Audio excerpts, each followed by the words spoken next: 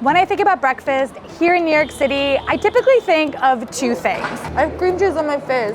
One, a classic New York bagel with smoked salmon and cream cheese. And two, a bacon, egg, and cheese from a bodega. It's so good. While this might be a classic here in New York City, around the world, breakfast is extraordinarily different. So today, we're gonna look at 5 breakfasts from 5 countries in the 6th episode in our breakfast series.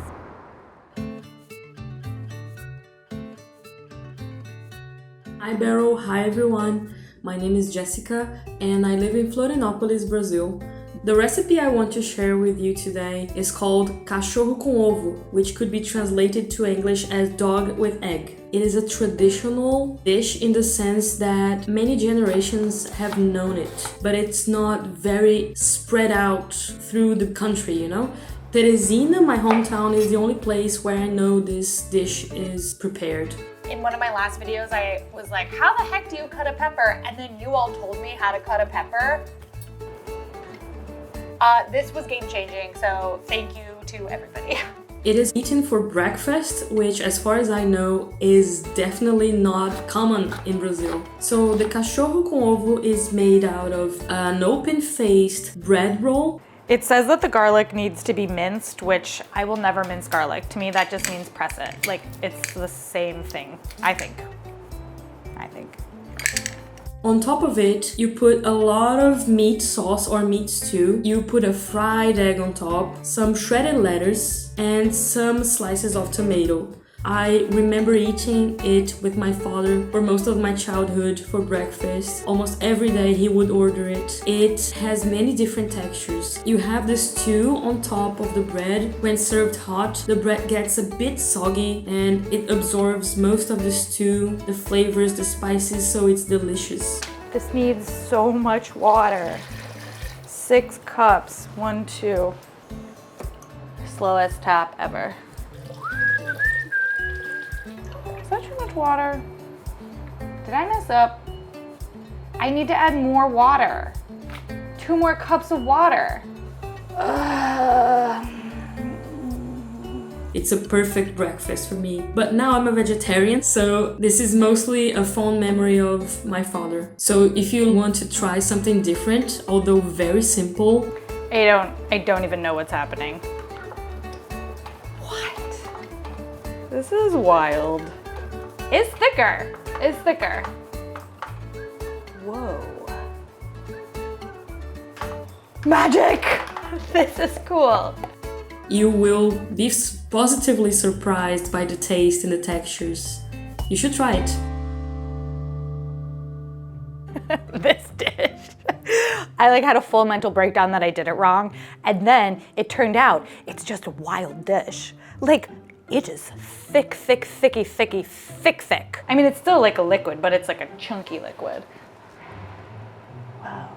I'm not entirely sure how to eat it. I think I just have to follow my heart and get messy.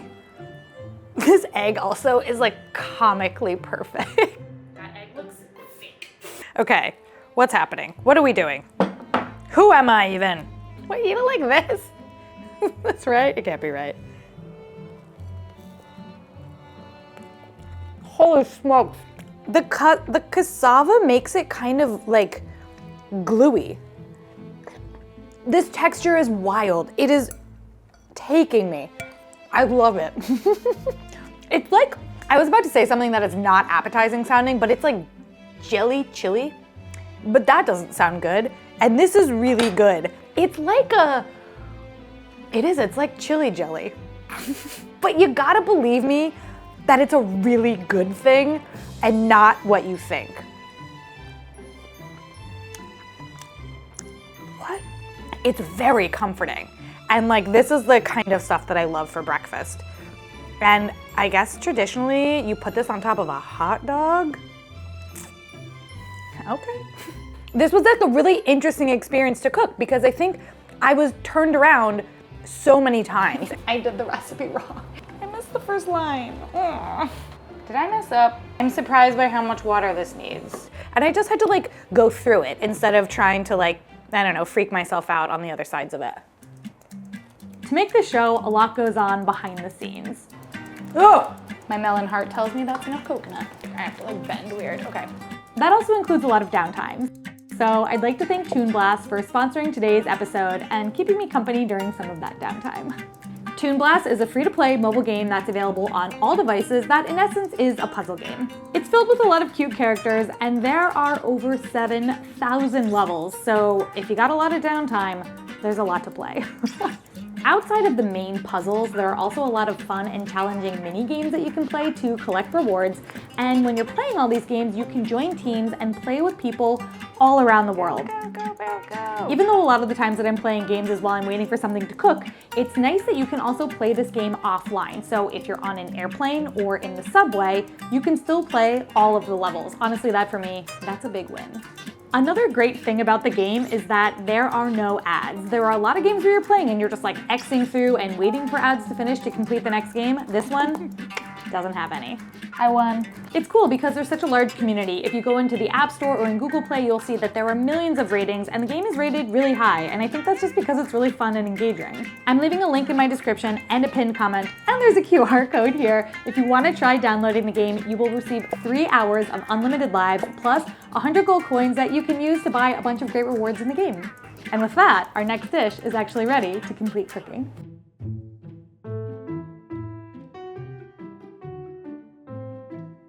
My name is Elina and I'm from Iran. The dish I want to talk about is called Panir Sabzi Gerdoo, which translates to cheese, walnuts, and herb sandwich.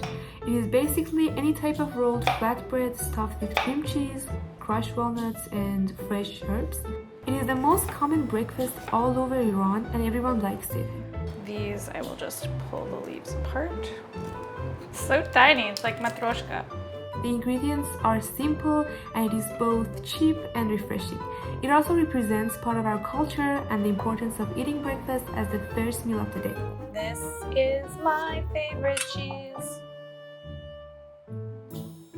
It's so good. Okay. The dish reminds me of school and break time. My mom used to make me this to take to school as a snack or breakfast. Not only the taste was great, but it was also really fun to share with friends. This has been like the most amazing plate to decorate and I am in heaven. But I'm also taking it really seriously. This dish is so affordable that it is eaten every day, but sometimes it is served in funerals and morning gatherings. The cheese is spread on the bread with crushed walnuts and herbs, and all the ingredients is eaten in one bite. The combination of the flavors is so amazing that I think that everyone should give it a try. This is like peak breakfast perfection. I love everything about this and I loved building the plate. I took it very seriously. Careful. The only thing I don't like on here is walnuts, but that's okay. Okay, bread, some watercress, cheese, and a nut.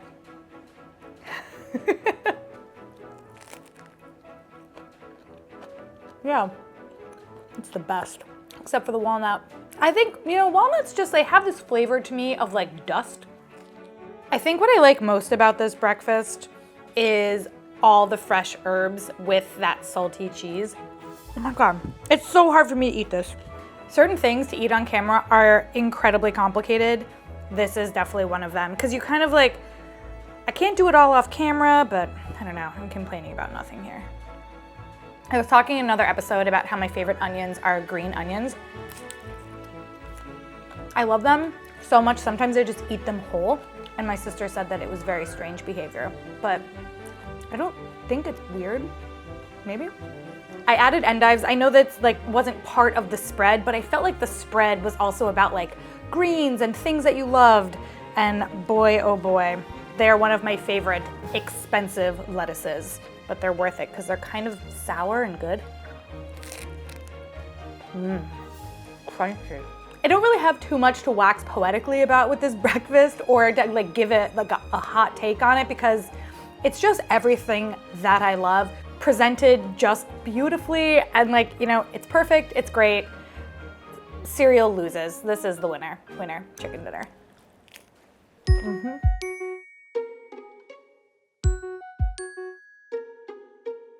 Hi Beryl, I'm Eshi. I live in London, but I was born in Sri Lanka. And the breakfast dish that I would love to introduce you today is called Pani Pancakes, a stuffed pancake filled with Pani, which means treacle in the language of Sinhala, and pol, which means coconut. When you bite into a Pani pancake, you are welcomed with a soft, familiar, pillowy pancake dough, and then hit with the textural roughness of coconut, little pools of thick, rich, caramelly jaggery, as well as the soft mellowness of cinnamon and the aroma of smooth and wonderful cardamom. Sometimes this blender is the bane of my existence. It's working. The flavours in Pani pancakes are emblematic of what Sri Lanka is iconic for. Coconut is one of Sri Lanka's main exports, and it is the 4th largest exporter of coconut in the world. But these pancakes, I think, show the way that coconut can be combined with another very popular ingredient in Sri Lankan cuisine, cinnamon, which is, I think, the best cinnamon in the world. Is it melted? That's melted. I think it's melted. Yeah, it's melted. It smells really, really good. Like, yeah. I love Pani pancakes because it reminds me of my dad, who died of cancer 5 years ago. Just before he died, he wanted to eat only the flavours of Pani pancakes because they reminded him of our little island home. He was the light of me and my mum's life. And so when I eat this dish, that light is momentarily turned on. And it reminds me that food is not only a source of energy, but like this light, it is a source of brightness. This is definitely something that, like, you get better with over time. Ta-da! These are cute. It is a way that we connect to each other, families, friends, people we love, a source of culinary satisfaction, but also very, very good for the heart and for the soul. And this pancake definitely feeds my soul. I hope you enjoy it, and I hope that it is a recipe that you might make again. I was so intimidated to make this recipe. There were these 3 different parts of it, and all of them I was intimidated by. Okay, I'm not gonna lie, I'm intimidated by this recipe. Okay, here we go. Making the crepes, here we go, 1, 2, ooh. Making the filling. Oh, I'm adding coconut to this. And then rolling them. I feel like I'm rolling a cigar. But we have a great success, I think. Oh my God. Oh my God. Oh. I thought these were going to be very sweet because of the jaggery and the coconut, and I mean, this might be one of the best things I've ever eaten. I don't say that lightly. This is perfect. So the inside is definitely really coconut, but I love coconut.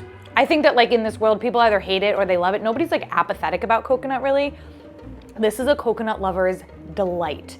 The crepe is just as delightful as the stuffing, but together, I feel like I'm like emotional right now about this. It's just that good. The jaggery gives it a really nice flavor. If you don't have jaggery, I do think that dark brown sugar is similar. I ran out of jaggery, so I'm gonna add brown sugar. I also think that I was a little bit nervous because of Eshi's story about her dad, and I just really wanted to do it right. Oh my God, that looks really good. I think that the way Eshi spoke about this dish was like straight out of a podcast. I was in a trance. She spoke so eloquently, and the dish is that. Like, this dish is beautiful and delicate and eloquent, and I honestly think in all of this, I forgot that this is a breakfast. If you're somebody who likes sweeter breakfasts, you would love this, but like, this is to me like the perfect way to end my day. Make this one.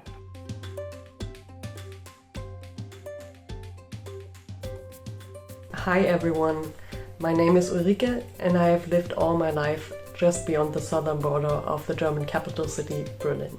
Today I would like to share with you one of my favorite fancy breakfasts, Süßer Orangencouscous or sweet orange couscous in English. Literally, we're just overnight oating couscous with orange juice. Okay, let's do it. The dish is made from instant couscous soaked in cold orange juice together with dried fruit of your choice. For example, I prefer dates and also dried apricots or cranberries. And then you can top all of this with some unsweetened plain yogurt, some roasted nuts, some cinnamon or a liquid sweetener of your choice. I really like the dish because it's deceptively simple to make and is something very much out of the ordinary. This is wild. It's a welcome break for me from my usual go-to breakfasts I have throughout the week. I've been making this recipe for several years now and it was actually something adapted from a cookbook. This dish has become one of my husband's absolute favorites and he keeps asking whether we would like to make it for the weekend. I can truly smell the oranges. Okay, wait, but the craziest thing is that the apricots, the dried apricots, look like fresh apricots again. You want to be in the video? No. You were just chatting. I didn't realize you were shooting. He's making the cut. This dish reminds me so much of just weekend mornings spent together with my husband, coming home from a long run and then having this for a second breakfast before finding out what the day has in store for us. I really recommend trying this recipe because it's so simple to make, it's still so delicious and you might already have all of the required ingredients on hand anyway. Thank you all for listening and bye bye. Orange couscous, orange shirt. Missed opportunity to have worn orange earrings. Oh well. The idea of it makes sense to me because couscous with fruits, right? Like I get that, but I've just never thought to like let couscous sit in juice. Come here, yogurt, you're yogurting everywhere. Whoa, that is orangey.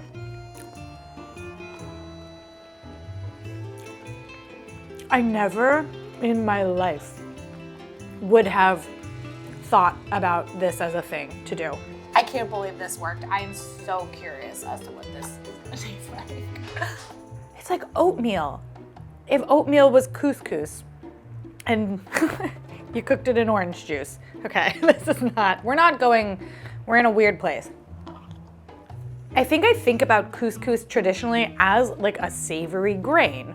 And even when you do have it with dried fruit, it tends to be kind of balanced out with garlic. So really leaning into the sweet side of it, it's so interesting to me and like totally unexpected. It's a fun way to look at a grain differently. Oh, there was like a bug in my apartment. Where'd it go? I think it's gone, I don't know.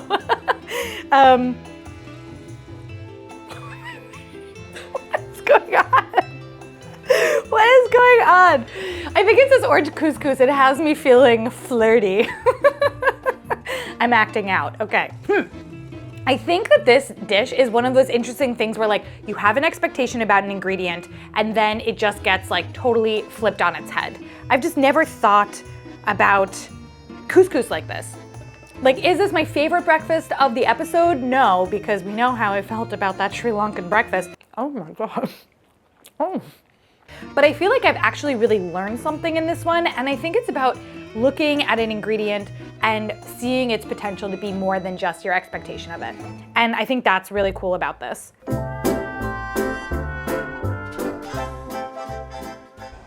My name is Abdulaziz from Riyadh, Saudi Arabia. I'm originally from a nearby city called Chagra. Today I'm talking about breakfast dishes, Masabeeb, the wet version like pancakes. Masabeeb come from the word pouring, like we pour the batter because it's a liquidy batter on the frying pan. The dish actually made from whole wheat, water, and that's it. I think that is pancake consistency. like worst case, it's pancake batter, so I can fix it. I'm hyping myself up. It's easy to make, simple ingredient, and easily accessible by anybody. Why should everybody try it? Because they can be both sweet or savory. Usually we make them and we pour honey on the masabeeb. I like masabeeb mainly because whenever we go camping, it's easy to make our breakfast. I just feel like the first ones are kind of always bad when it comes to pancakes, so I need to just not take this personally that they don't look perfect. Round 2 will be better. And usually we make it in this big plate and we eat it as a family and share it. Yay! What makes it special, it's only for our region of the kingdom. Many people don't know a lot about Saudi Arabia. Saudi Arabia is a large country with more than 13 different regions. I'm just watching pancakes cook. It's perfect! Ah, it's hot! Each region has its own cuisine, its own culture. We are not only oil country, we have our vision 2030 and we hope we see you in Expo Riyadh 2030. Thank you. These look so perfect. Such a pretty finale for the breakfast episode. Dip in some honey. Ooh.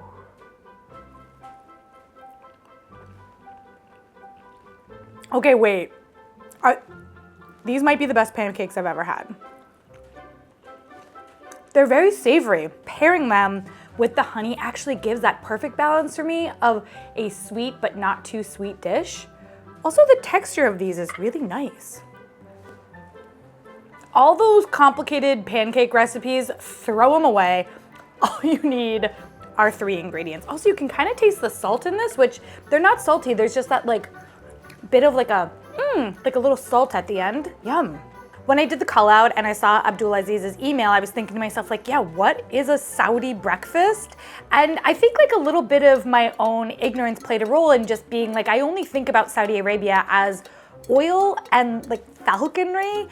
And I think that cooking this dish and hearing from him all about this food and that there's a lot more to Saudi culture than just that, it kind of was a little bit of that push that I needed to get out of that bubble that I have and learn a little bit more. These are definitely super easy to make. A busy morning where pancakes might seem like a lot of time invested, these are not. And also I think I like the tiny size of them. This is just more fun to eat. Like a big pancake is nice, I get it, but like eating 10 pancakes is more fun than eating 2 or 3 pancakes, you know? Another amazing breakfast episode for the books. A huge thank you again for Toon Blast for sponsoring today's video. And don't forget that you can find the download link in the description that will give you 3 hours of unlimited play plus 100 gold coins. I am leaving the breakfast playlist over here so you can check out more breakfast dishes from around the world. And over here, the show that I made for PBS called Pan Pals, which features a lot of you and some other YouTube influencers who you might recognize. I'll see you all in my next video.